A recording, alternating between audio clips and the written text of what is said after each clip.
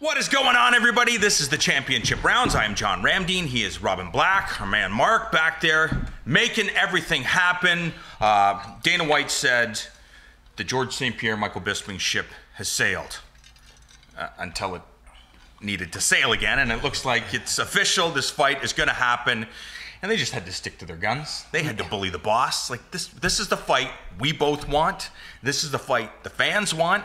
And when Michael Bisping picks up where he left off, we were in Las Vegas for the press conference, and Michael Bisping the only person I can think of that talks a better game than Michael Bisping is Conor McGregor. Maybe Chael Sonnen. Michael Bisping, though. No, Michael Bisping. Michael Bisping. Could you? And again, I want to see George and Michael Bisping, but I would also love to see Nick Diaz and Michael Bisping. Yeah, and so what you've just done. So right here we have our friends on Periscope, and a couple of them were like, "This is just plain wrong." And you, right there, have alienated, I'm going to say 25% of people. Because there is still a structure of people to whom structure and rankings and title shots and who deserves it and earned, they believe that's still a real thing. Well, I'm telling them they're wrong. Yeah. And just open your mind to the best fights, the most entertaining fights, all those rankings and all of that stuff, the deserving, and that's all bullshit. It's whatever will generate the most money. And when you look at 185 pounds or even 170 pounds for both Michael Bisping and Georges St-Pierre, this is the most interesting fight. It'll generate the most money, and it will create the most interest. That's why this fight is happening. Yes, and we're going to talk about the fight itself right away. But last kind of thought on that is, we were at Fight Network together. You were there for what, 12 years? Yeah, closer to 15 years. Yeah, I was there for like 9 years. Yeah, a decade. And for a decade, you were saying, make any of the fights that we want to see all the fights. Yeah. You always liked guys at multiple weight classes taking whatever fight was interesting to them. I was always very much, for years, shocked. I'm like, people in media are sitting around at tables having conversations. Who do you think deserves the next title shot? Completely ignoring the reality that you're having a conversation not rooted in any way in that reality. The reality is that it's made, we've always known this, it's made entirely for commerce. Prize fighting exists for commerce. You want to fight John Jones. Well, you don't. Yeah, I don't. Would never. John Jones wants to fight Brock Lesnar. Now that thing that we've always known was true, for some reason I think the sport or the entertainment or the company or the fighters, they felt they had to hide that reality. Pretend those rankings mean something, even though they're made by a bunch of guys who don't really know anything about fighting for the most part. And pretend that, this guy's the number one contender. They pretended, but it's never been true. It's always, and I'm not saying this is right. I'm just not going to complain about it because there's nothing I can do about it. We live in a world driven entirely by commerce. So the fights that will be made, they've always been made this way, whether you know it or not. But from this day forward, you can complain. You have every right to complain if you like, but it will do nothing. The fights will be made. The fights that will be made will be the ones that make the most money for the company and the two fighters involved. That's just what it's going to be. A little while back, we had the discussion about Brock and John Jones. And as much as, yes, I do want to see that fight, it's a big fight. John Jones will make money. Brock Lesnar will make a shitload of money. The UFC will make a shitload of money. Don't get me wrong. I'd still rather see Stipe Miocic and John Jones fight. If I have to pick, well, that's the fight I'd rather see. Yeah, but we don't get to pick. We don't get to pick. But I still want to see Brock, and I still want to see John Jones. But if I had my choice, yes, it comes down to the most skilled martial artists, and that's Stipe and John Jones, or John Jones and Cain Velasquez. But champion versus champion, I understand. Stipe's a way cooler fight. Like, don't get us wrong. Like, if you say, but you guys said you care about the martial arts. We do. If we get to pick, it's going to be the best martial artist every single time. We're not saying we run this thing. We're not saying this is what we want. We're just accepting that reality. These fights get made because they'll make the most money. George has some say in it. George, after 5 years, he comes back and says, I want to fight. I want a challenge. I want something new. I want something that means something to me. I want to make money. Oh, wait, there's a new belt. So that's what he wants. Yeah, it's all those factors you can understand. Now, if he was Alan Belcher, Fine martial artist. Love him. Talented fighter. Alan Belcher comes back and says, hey, UFC, I'd like money, a belt, new division, money fight against... They'd be like, no, it's called leverage. George comes back because they will make money from George being able to create this big, awesome fight. And so they'll give him what he wants. Bisping is like, wait a second. I could fight that Robert Whittaker kid. That kid looks really fucking good. George is older, will be worth twice the money. He's another legend for my thing. He's probably could be banged up. He hasn't fought in 5 years. He's smaller. He's from a lower. Yeah, give me that. Yeah. So George wants that, and Mike wants that. So all of this other stuff. It's Robert Whittaker. It's Yoel Romero. It's Tyron Woodley. All bullshit. It's always been bullshit. Or, the winner there was never going to happen. This was the winner gets, as long as it's in line with us making the most money. Exactly, which is this. That's what it comes down to. When I was talking to George about it, so I'm working on a documentary on George ongoing still. I'm going to see him again this week. I'm hoping to do something on our YouTube channel with George this week, if we can.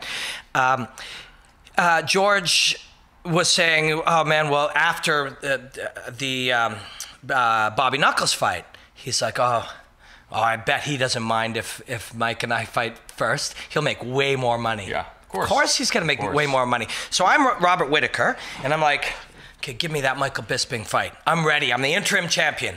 My knee is a little sore. I don't know what the fuck, that big Cuban just kicked the shit out of my leg. Wait a second, what? I How fight much? The winner of Bisping versus... Oh yeah, no. I'll wait. This thing... I'm going to heal my leg. Yeah.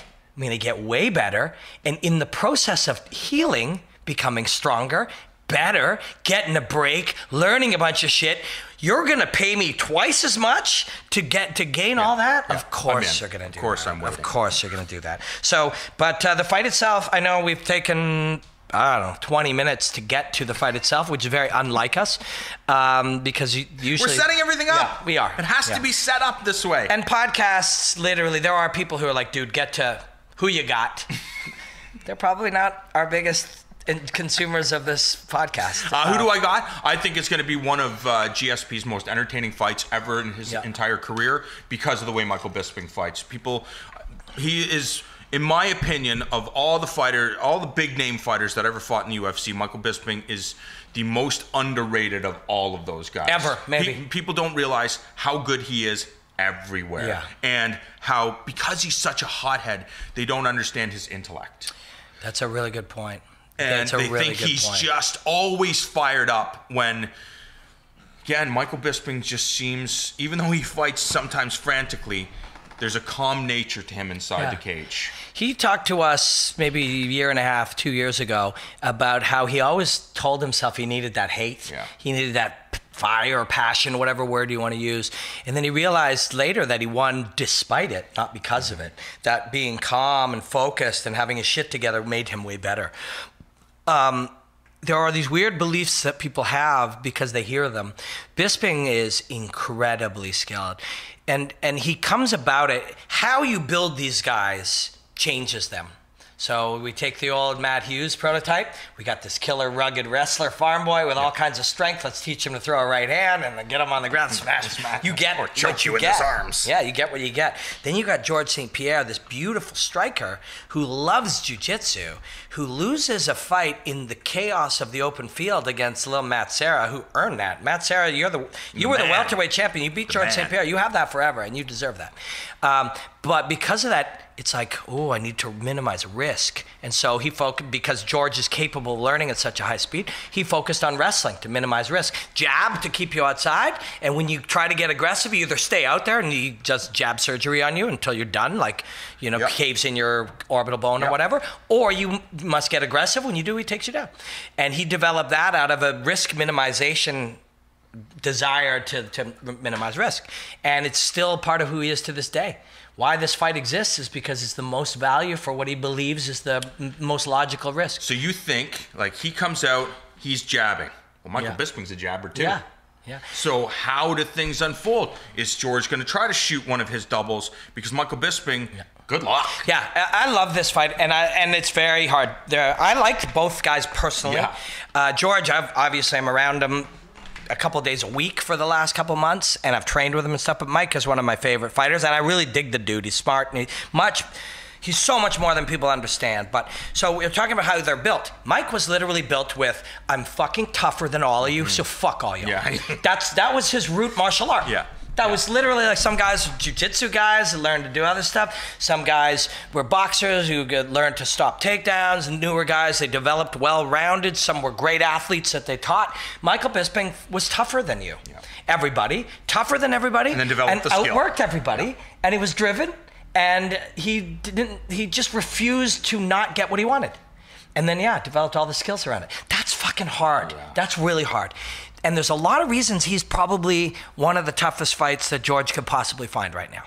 One of them is George is in better shape than everybody in the game, except maybe Michael Bisping. Except maybe Michael Bisping. That's huge. That's huge. Because, and Johnny Hendricks is an exception. But, that was a different time. And they're not making excuses. Hendricks earned that close decision. George wasn't at his best. Hendricks earned it, though. But that's the one example that I can think of where he didn't just start to get better and better as the rounds went on and the fight got easier for him. Can you think of any other examples where where he didn't win rounds 4 and 5? Did Condit win round 4 maybe? I can't think of a single example ever. Actually, George not getting better. Not getting better as the fight went on because of his conditioning and how he weaponized it against you. Jake Shields might have jabbed him a little bit. At least had good late rounds against him. But it's the same thing. You look at a guy like Jake Shields, a guy like Johnny Hendricks. Because of that high grappling, they seem to be able to manage their energy systems, and it's part of Michael Bisping's thing. Because he's been intense everywhere. Guys have tried to out-wrestle Michael Bisping for so long that he's like, I can do this all day. Bisping's, I did a breakdown of kind of how the different fighters use energy different, because, the concept of McGruber has bad cardio, but Diaz has good cardio. It's so multi-layered, right? It's how you conserve energy, how efficient you are, how you recover between rounds, anaerobic threshold, sprint recover. There's so many different things. And recovering during the fight as well, not even just in between rounds, right? And so I looked at Michael Bisping as sort of the perfect athlete, the perfect endurance athlete for fighting. He's kind of a middle distance runner. He's not a sprinter and he's not a marathon runner. Middle distance is what you need for fighting, 4 or 5 minutes of push, sprint at the beginning, sprint at the end, stay aerobic. That anaerobic threshold is the trick. And that's what he's the best at. George is in unbelievable shape. There's no reason to think that George will not be in as good a shape as Michael Bisping, or better, because George it's unreal what kind of athlete he is. But he won't break Bisping's cardio or energy or fatigue Bisping the way he has. Technically, he can by forcing Bisping, but even that, you want Bisping to carry your weight, but he's bigger and stronger. I mean, maybe not stronger. George is just fucking unbelievable right now. Speed? Can George smash the body with kicks to try to do that? What are GSP's best options in order to try to take Michael Bisping physically out of the game? Because as you pointed out, he's so ultra tough that he's going to be able to get through pain. Even if he's banged up, he's smashed up. You saw what happened in his fight with Dan Henderson. The guy just kept going. Michael Bisping is just so friggin' durable. So when George is looking at that, his team is looking at that, what do they need to do to make sure that they put money in the bank to be able to win the middleweight championship of the world? You have to prove to George and his people that he can't keep doing exactly what he's been doing. The game changes dramatically. So in theory, people don't shoot. Even Frankie Edgar barely shoots the old school double leg takedown all the way across the cage. I think George is quite sure he still can. Because in those 5 years, while people have gotten away from that concept because it's become too hard because of how the other guy adapts, George has got better and better. I watched him in the Montreal Wrestling Room. He is one of the best athletes at the pure entering and converting of wrestling for the purpose of taking you down or getting your back that you've seen. So he's going to believe he can do that. If you're Mike, Do you take George down? Yeah, I think it's hard as fuck. But it sure would be killer if you're Michael Bisping. You're big end and up you're on strong. top of George. Yeah, although, I mean, I'm not a very good grappler by the level of these guys. But being able to grapple with some of these guys, you get a sense of what they can do. And against low and mid-level guys, like George can sweep from that fucking guard unbelievably. Can he sweep Michael Bisping at 205, 210 pounds? I don't know. But he could sweep the shit out of me for 7, 8, 12 reversals in one round. Again, that's not a good comparison because I'm a 48-year-old man who was never really that good. But to experience it, that feeling of, oh my fucking God, is this guy ever fucking And if he did it to Michael Bisping, you're like... And then he's on top. Yeah, and then he's on top. But again, you don't see that. You don't see that. Here's the thing, actually, that for me is so fascinating. You don't see doubles these days. And you don't see guys who end up in guard able to sweep or submit at all. You rarely see it. And yet, don't you get the feeling George can still do those? We also didn't see the can opener for years. And then the can open Carlos Condit. I'm really excited to go shoot with George down in New York and get Danaher and see where that guy's brain is at. He's something very special. I think George believes he can still do those things. It turns out, if it turns out that he's wrong, Mike will be able to do a lot of bad things to George. If you remember, when we were in Vegas, there was that melee with Michael Bisping and Eddie Bravo. Yeah. And we were there to kind of see the genesis of that argument that happened. And I think Michael Bisping, I think he just misinterpreted what Eddie was saying because Eddie, they were announcing this fight. And Eddie's like, oh, I know George is at Henzo's with John Danaher. He's got one of the best jiu-jitsu teams. I would love to help you try to solve because maybe they're going to try this on you. Yeah. So Eddie also called Mike underrated, and Mike didn't like that. He took that as a slight. So I was chatting with Mike that night, and listen, the reason we had footage of them arguing, we didn't show that because taken out of context doesn't mean anything. It's stupid. What is really going on is grown, intelligent men with their own ideas and emotions pushed each other. And there was alcohol involved. Yeah, true. But anybody who would watch that go down would be like, oh, look, these guys are yelling at each other or Bisping, whatever. It's like, you're in bars all the time and you get into a squabble with somebody or you see it happening. It's very normal. There's nothing strange about it. Mike is incredibly proud. He's got a chip on his shoulder like crazy, which is why he's the man. He doesn't take no shit.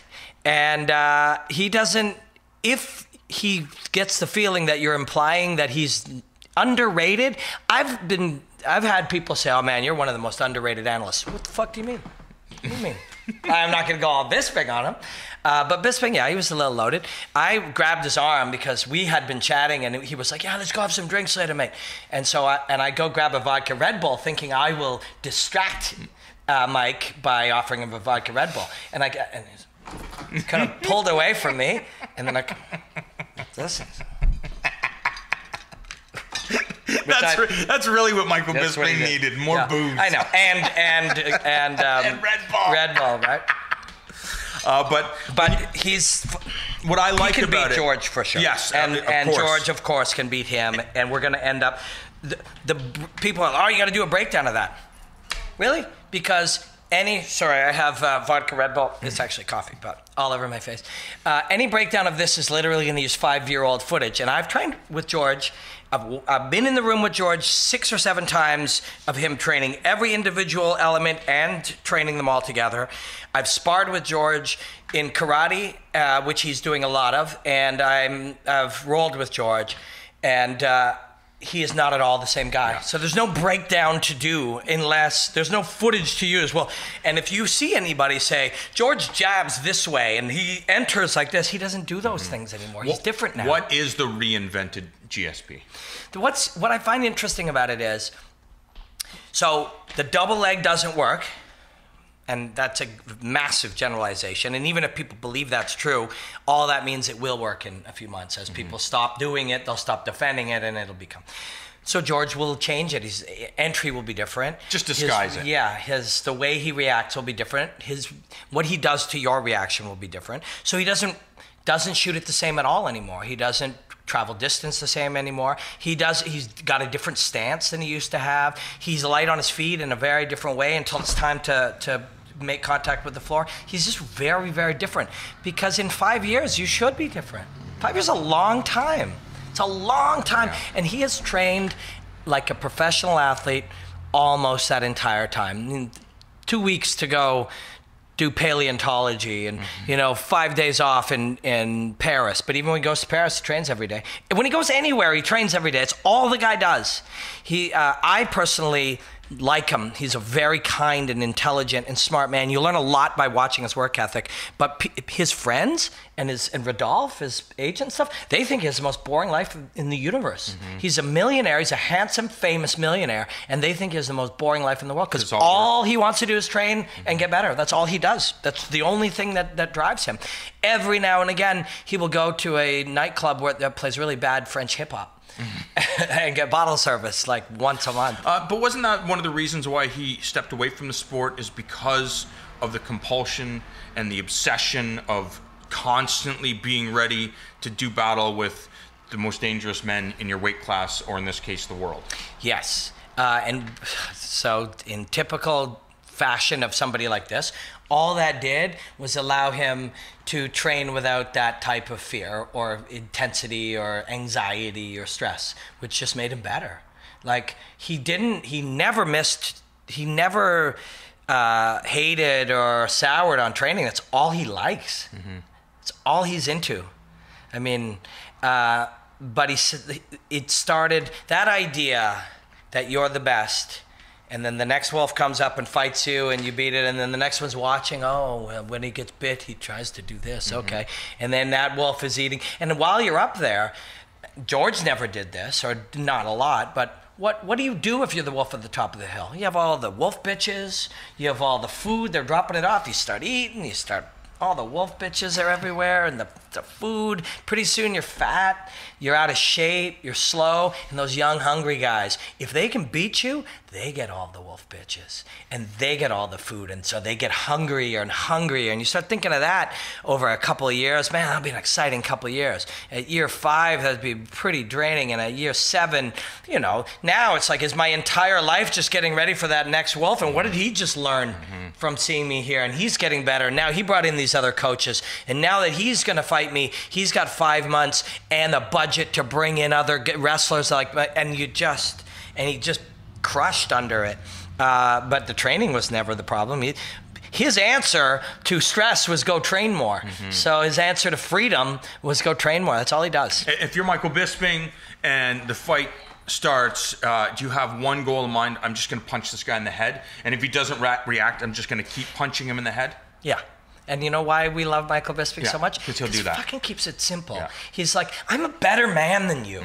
Like, I don't need to figure it all out. He did figure out some details against Rockhold that might have worked. He did figure out some details against this guy, and against Chael, he was able to take him down. And there's some things. He's smart.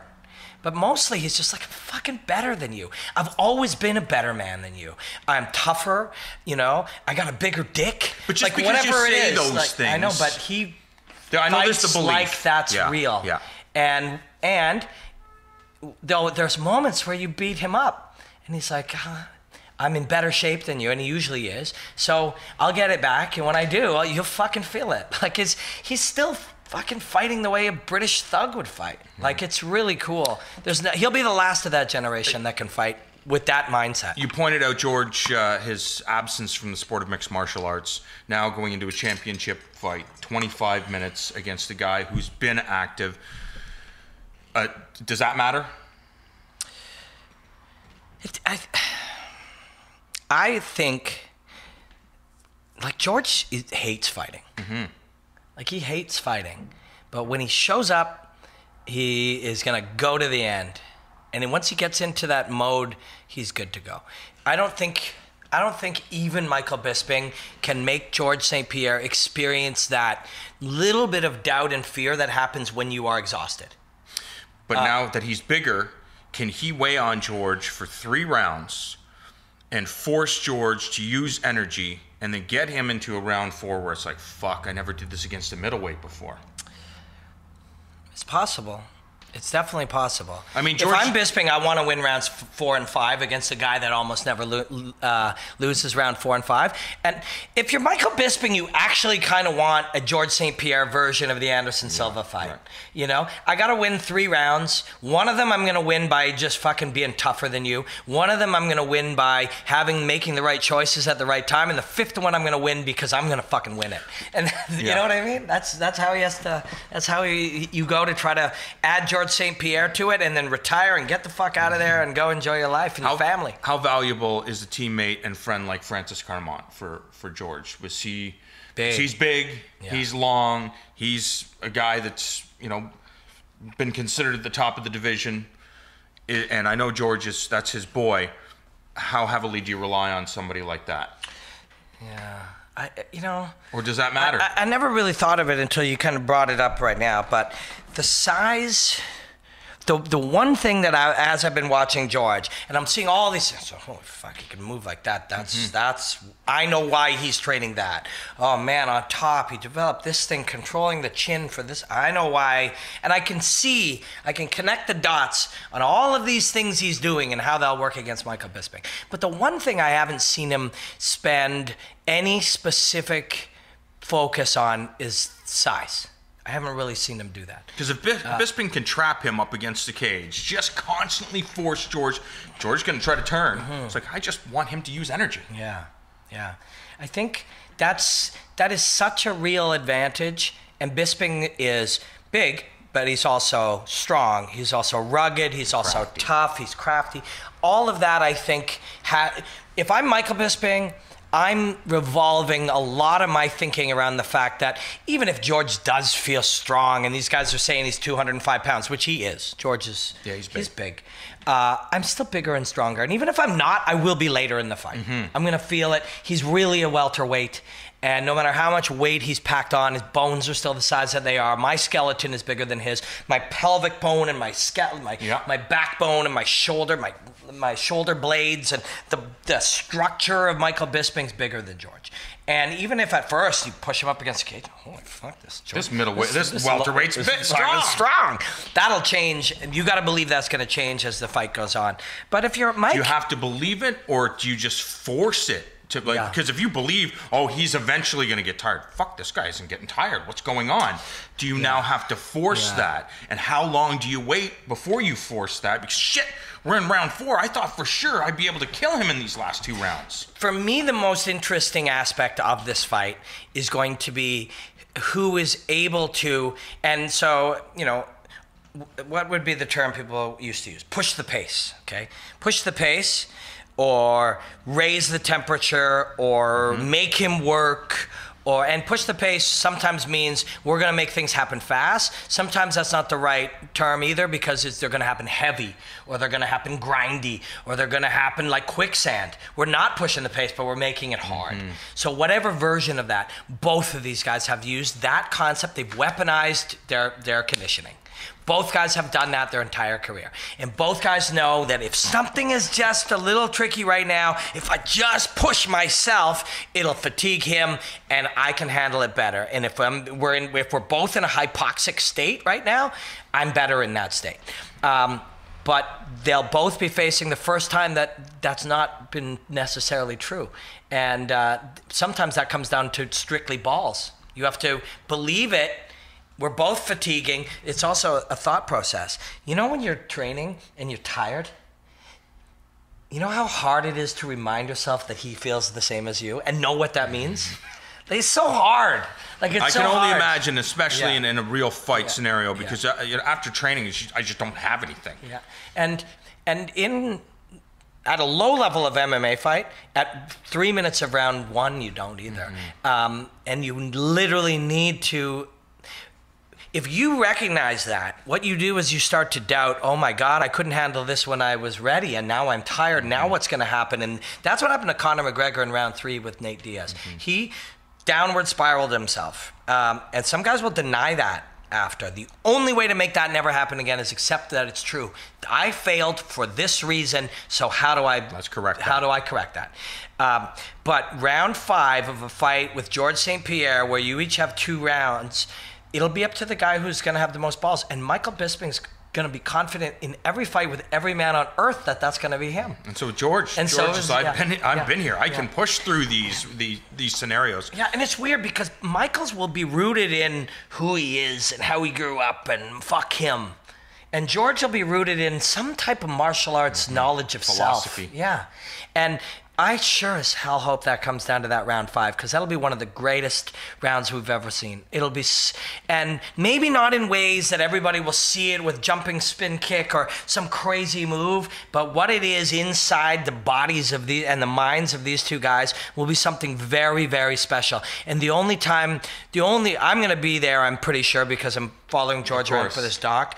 I want to talk to both of those guys after that fight. And I don't need to do it in the room, and I don't need to do it. I just need a few minutes to ask the right questions about what that really was like physiologically, but emotionally and in the soul, what that was like. Because that kind of moment is pretty fascinating. It is official. The UFC Middleweight Championship of the World. Georges St-Pierre returning to take on Michael Bisping. I know a lot of people are talking about Conor McGregor and Floyd Mayweather, but I have a feeling this will be the fight that people will remember from 2017.